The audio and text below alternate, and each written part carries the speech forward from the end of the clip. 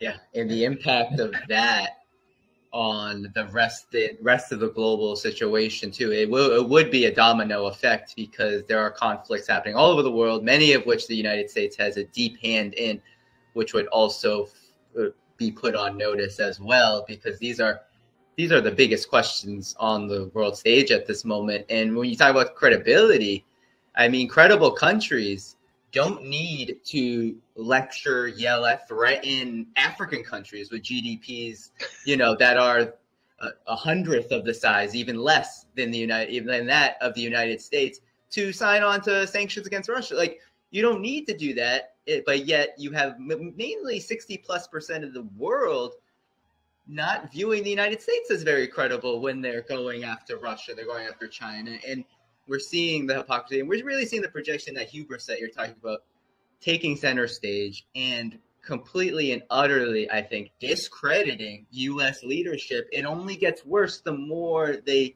Biden or whoever it is in that foreign policy establishment taking putting their toes deeper and deeper into that poison water. The further they go down this road, really the end game when it comes to Russia and China, the more the United States comes out just more hobbled and worse off. So, it will be very interesting to see what happens next. But I think, you made some great points. So we could end the formal part there. There's one more question, though, that somebody had that I think is very important, and also can get some book promo for you.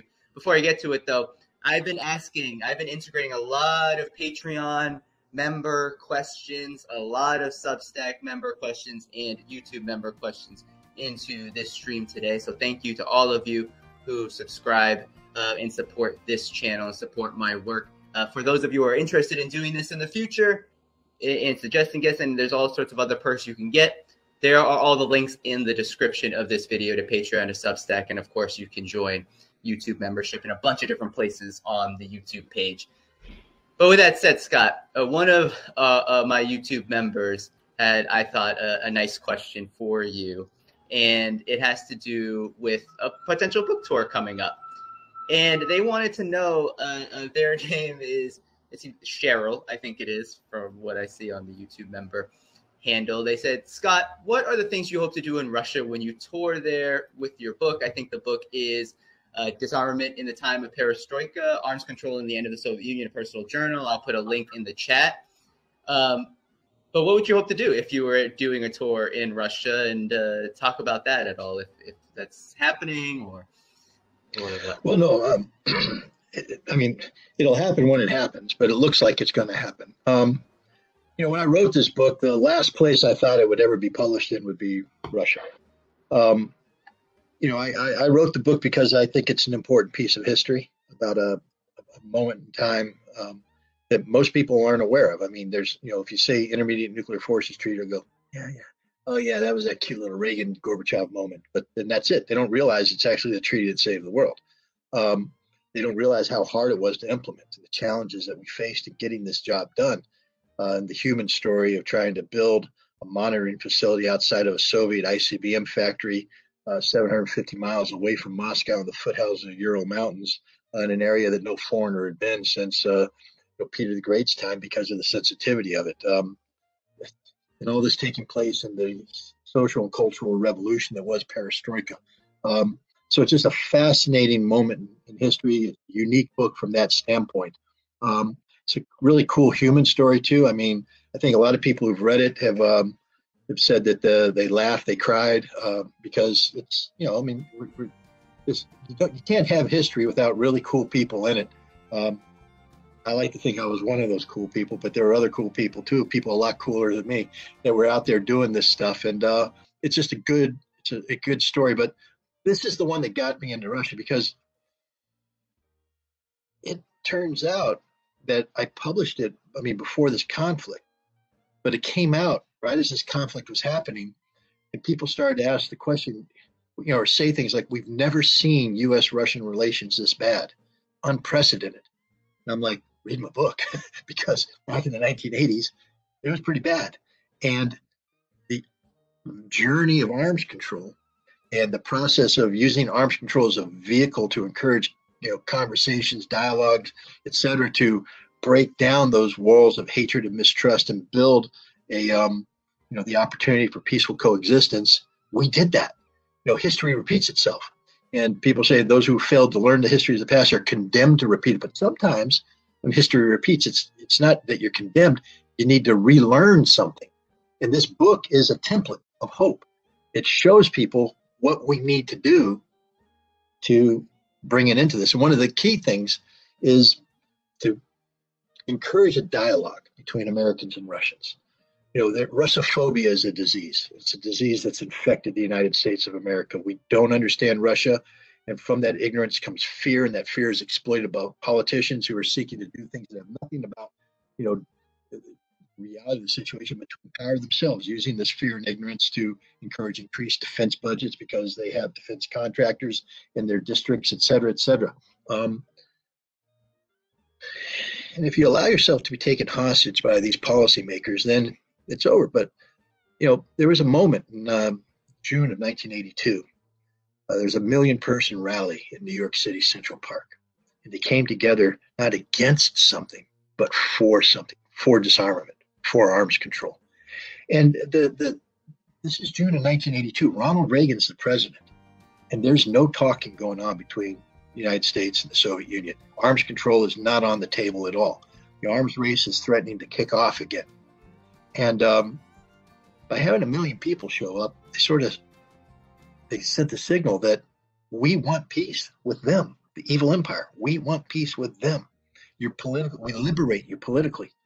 5 years later, we got the INF Treaty. So here we are today, nothing happening. How do we get 1 million people in Central Park again?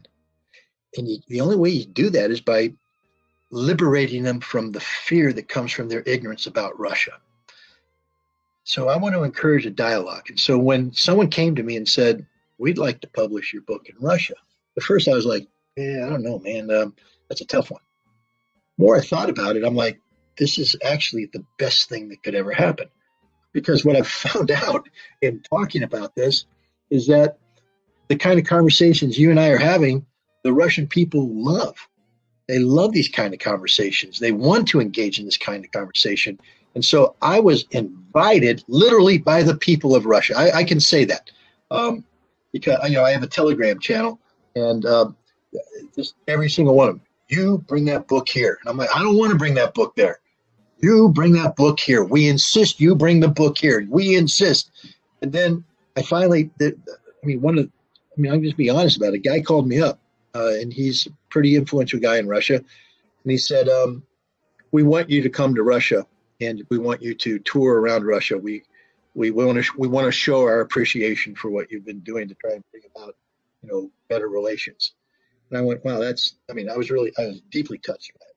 But I said, I can't, because that looks too much like, financial incentive, things of that nature. And, there's this thing called the FBI that doesn't like me very much. And if I give them any excuse, they're going to shut this thing down. And so I have to be as pure as the driven snow. And even though that was a generous, well-meaning offer, I couldn't take that offer. But then I thought about it and I went, so here's the deal. I think you're right. Touring around would be a great idea. What if you publish my book? And then we did a book tour. See, book tours are legit. Book tours happen all the time. So do that. He didn't hesitate. He took the book to Moscow State University, and he got the best linguistic team in Moscow State University to translate the book, not because it's difficult to translate from Russian to English, but to capture the nuance. See, if you read the book, Danny, have I sent you a copy of the book yet? No, I would love it. You got to send me your address, and I'll send you a copy of the book. But you'll read it. You'll see that the nuance, the way I tell the story is from a definite American perspective. So you have to capture that language, because that's half the story, is to capture that. And so they got Russians to translate that, and capture that nuance in the Russian language. So it's a specific kind of translation.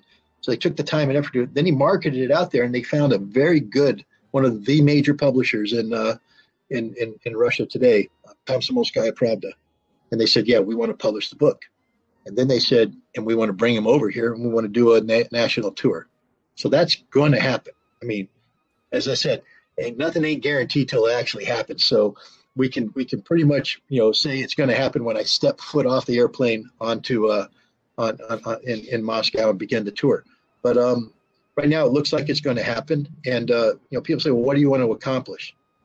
Well, this conversation we're having here, I'd like to have a version of it every night. Every city that I go to, I talk about U.S.-Russian relations, talk about the importance of arms control, talk about the importance of generating a conversation between people, break down the walls of distrust, because there's a lot of walls of distrust in Russia right now. If you get a process, it breaks it down, and then repeat it. It's city after city after city, encouraging people to reach out. And what I'd like to do is when I finish with this and I leave, I'd like to have stirred up interest in Russia, that then I can come back to the United States and repeat this process in the United States. One of the things I plan on doing is having a film crew down there and to capture this experience of going to Russia and talking and film that we can turn into a documentary. And then I can take that documentary around the country and show it to Americans and say, this is how the Russians feel about it. How do you feel about it? And then if I can get enough people excited about this, maybe we can get 1 million of them to gather in Central Park on June 22nd, 2024, and have another rally in favor of arms control, in favor of disarmament, predicated on the notion that the Russians aren't our enemies, that they can be our friends, and we should be friends with Russia.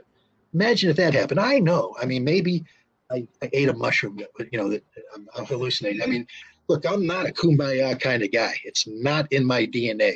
I don't normally go down this route. But I'm excited about it. I'm excited about the potential. But I'm also I'm driven by the absolute necessity for this, because I think what happens if this doesn't happen? What happens if we don't make an effort? What happens if there is no arms control? Because, the last remaining arms control treaty, the New START treaty, right now it's suspended. They're not talking anymore. In February of 2026, it expires. That means there's no arms control at a moment when both sides are building new nuclear weapons. I've studied nuclear arms control, and I understand what happens when you have no arms control and a desire to build weapons. It spins out of control, and it could, a mistake, misunderstanding, nuclear war, we all die. That's sort of a big deal. And here's the thing. Treaties take time to negotiate. They don't happen overnight. We're not talking right now. 2024 is a national election. Arms control has to be on the agenda. I don't care if you're a Republican, you're a Democrat, you're a communist, you're a libertarian, you're a green, you're a something else. I don't care what your political affiliation is. I think we all need to agree that arms control has to be on the table. And if it's not, we are creating a situation where there may not be a world for us to appreciate down the road, because if there's a nuclear conflict, we all die. So we need to get arms control back on the table. So that's what drives me. And so I've picked a route using this book as the basis of a journey. And, man, I would just say to the people watching, it's going to be a hell of a journey. Why don't you